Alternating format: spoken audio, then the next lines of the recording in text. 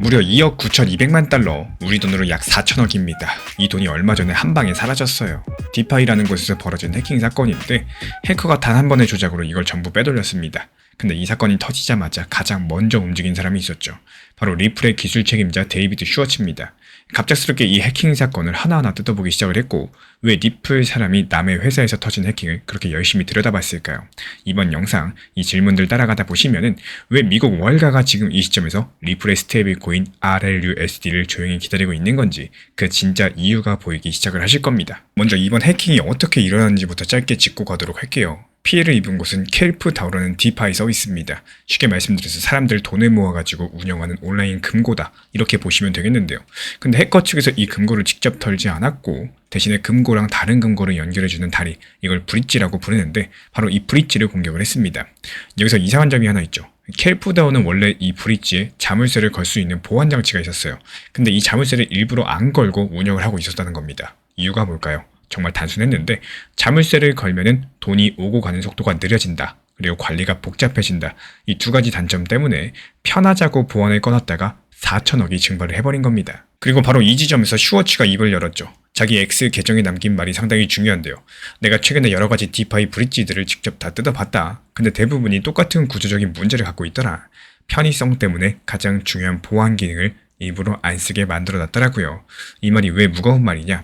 이건 켈프다오 한 곳만의 문제가 아니라는 뜻입니다. 디파이 업계 전체가 비슷한 방식으로 굴러가고 있고 그 다음 피해자는 언제든지 나올 수 있다는 경고입니다. 그러면 여기서부터 진짜 질문이 나오죠. 왜 리플의 기술 책임자가 남의 디파이 브릿지들을 그렇게 꼼꼼하게 조사하고 있었을까요? 그 정답은 의외로 간단합니다. 리플이 지금 RLUSD라는 스테이블 코인을 밀고 있죠. 스테이블 코인은 가격이 1달러에 고정된 디지털 화폐다라고 보시면 되는 건데, 이 RLUSD가 제대로 쓰이려면 또 다른 블록체인들하고도 연결이 됩니다. 그 연결 통로가 아까 말씀드린 브릿지고요. 여기서 데이비드 슈워츠 측에서는 지금 RLUSD를 어떤 브릿지에 태울지 직접 고르고 있었던 겁니다.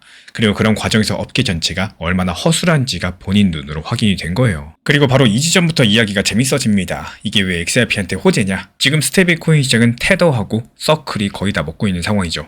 근데 이 두 개도 문제가 없었던 게 아니에요. 서클 같은 경우 어땠죠? 지난 2023년 실리콘밸리 은행 무너졌을 때 잠깐 1달러 깨진 적이 있었죠.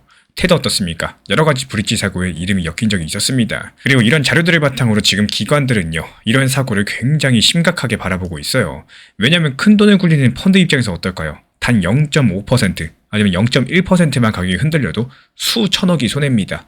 그래서 기관들은 스테이블 코인을 고를 때 빠른 속도라거나 편리함보다는 보안을 먼저 챙긴다는 겁니다. 근데 지금까지 시장에 나와 있던 스테이블 코인 대부분은 반대 방향으로 가고 있죠. 빠르게, 편하게, 여러 체인에 전부 다 올리자, 이렇게 움직였고 그 결과가 이번 4천억 해킹이었던 겁니다. RLUSD는 처음부터 방향이 달랐죠.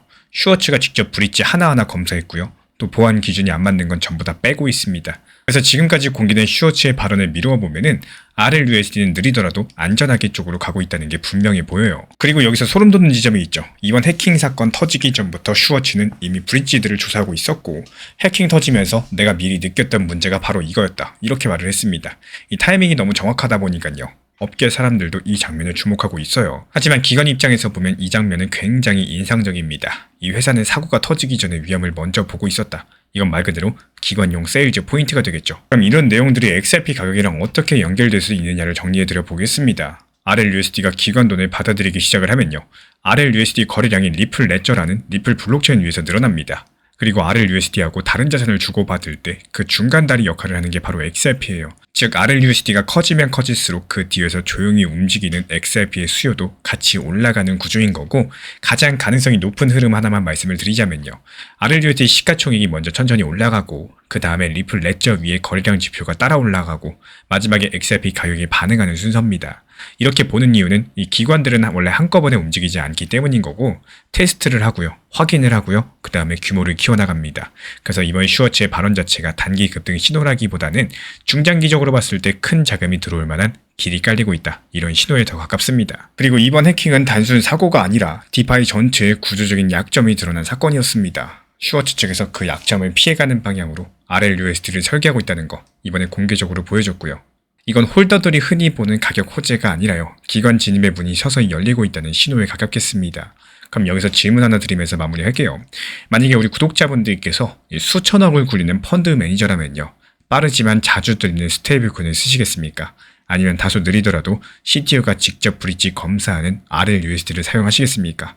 그 답이 앞으로 몇 달 동안 XRP 가격이 어디로 갈 수 있을지 조용하게 결정하게 될 겁니다. 알트코인이라거나 단기 코인에 관심을 갖고 만약에 매수한다라고 했을 때 핸드폰 붙잡고 업비트 들여다보면서 살까 말까 팔아야 되나 이렇게 내가 고민하는 순간 결국에 매매 패턴에 있어가지고 사면 떨어지고요 또 팔면 오르는 이런 경우들이 발생을 합니다. 특히 단기 알트들 얻었죠. 움직임 자체가 상승했다가 하락하고 또 반등하고 이런 경우가 많기 때문에 단순 눈치 보기 정도가 아니라요. 마침표를 찍을 수 있는 매매 습관이 중요하고 일하시거나 운행하시면서 자주 쳐다볼 수가 없기 때문에 매수와 동시에 목표가를 걸어놓는 게 정말 중요한 습관이다. 이렇게 보여지고 있어요. 지금 단기 종합방에서도 목표 타점에 대해서 같이 안내드리고 있는 이유, 이 자주 쳐다보고 들여다보는 게 아니라 목표 가격이 걸어놓고 쳐다보시면서 신경 쓰는 게 아니라요. 효율적으로 시장을 대응하는 방향성에 대해서 안내를 드리기 위함입니다. 자주 쳐다본다라고 해서 빨리 오르는 게 아니기 때문에 이 건강한 매매 습관을 찾아 나가셔야 되는 거고 가장 중요한 업비트, 빗썸, 현물 매매로 운영하셔도 충분히 좋은 시장이라는 거 반드시 기억해 주시기 바랍니다. 최근에 폭락장에도 불구하고 최근 2주일 동안 17개 코인 추천드려가지고 16개 수익 봤던 노하우에 대해서 말씀드려 보도록 하겠습니다. 많은 분들께서 여쭤보시죠. 아니 대체 어떤 종목을 사야 되나요? 단타로 얼마나 벌 수 있나요? 이렇게들 물어보십니다. 근데 솔직하게 말씀을 드리면은 이 종목 선정보다 더 중요한 거, 단타 수익보다도 더 중요한 거, 이 진짜 중요한 거 딱 한 가지입니다. 바로 잃지 않는 투자를 하는 거. 이게 전부입니다. 근데 여기서 잃지 않는 투자라는 게 차트 패턴 하나만 보고 할 수 있는 영역이 아닙니다. 거시경제가 어디로 흘러가고 있는지, 지금 시장을 움직이는 핵심 뉴스가 무엇인지 이런 것들을 종합적으로 읽어낼 줄 아셔야지 비로소 매수해야 될 타이밍에 매수할 수 있고요. 또 매도해야 될 타이밍에 매도할 수가 있다는 사실. 그리고 여기서 한 가지 더요. 이 진짜 고수와 하수를 가르는 결정적인 차이가 있는데 수익이 충분히 쌓였을 때 욕심부리지 않고 현금 비중을 확보할 줄 아는 거, 그리고 시장이 충분히 빠질 때까지 조용히 기다렸다가 다시 한번 저점에서 들어가는 거, 이 사이클을 반복할 수 있는지 없는지가 결국에 계좌를 지키면서도 큰 수익을 만들어내는 핵심이겠습니다. 실제로 매매된 내역입니다. 최근 2주일 동안 저희가 추천드린 17개 중에 16개 종목에서 수익 실현을 완료했고요.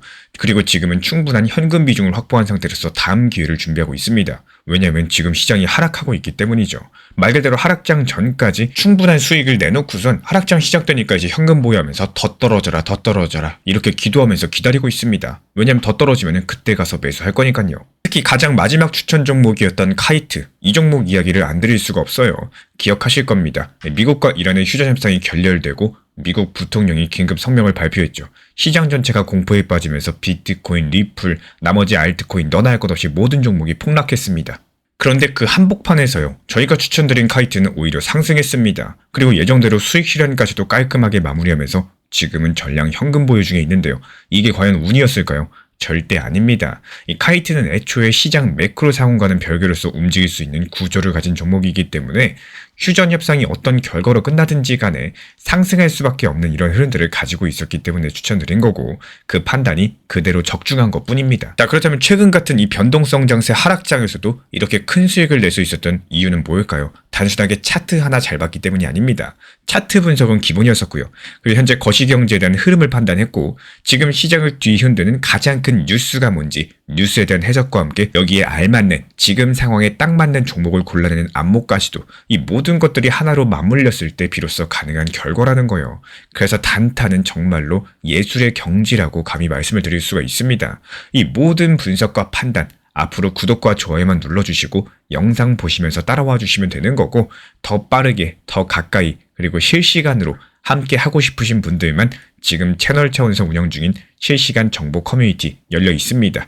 현재 보이는 번호로 문자 한 통만 보내주시면은 우리와 함께 하실 수 있습니다. 입장 안내 도움 드릴 거고요. 저랑 평생 함께 하시면 되는 겁니다. 진심으로 응원 도움 드리겠습니다. 제가 안내해드리고 있는 코인 신사 채널 멤버십 전용방에 대해서 짧게 설명드려 보도록 하겠습니다. 리플, 암호화폐 시장에 대한 중요한 이슈, 그리고 브리핑이나 시장의 흐름에 대한 전문적인 분석 내용 설명과 함께 차트상의 기술적 분석, 온체인 지표와 투자 심리에 대한 내용들을 같이 안내 도움 드리고 있고 가장 중요한 투자 심리를 컨트롤하기 위해서 포트폴리오의 구성에 대한 노하우, 투자 심리 컨트롤에 대한 내용도 같이 안내 드리고 있습니다. 코인 신사 스터디 멤버십 가입하신 분들께서는 아래 번호 혹은 신청 링크 통해서 남겨주시면 제가 연락드리고 있고 안내 설명과 함께 신사 채널 리플 전용 멤버십 방에도 입장 안내 설명드리고 있습니다.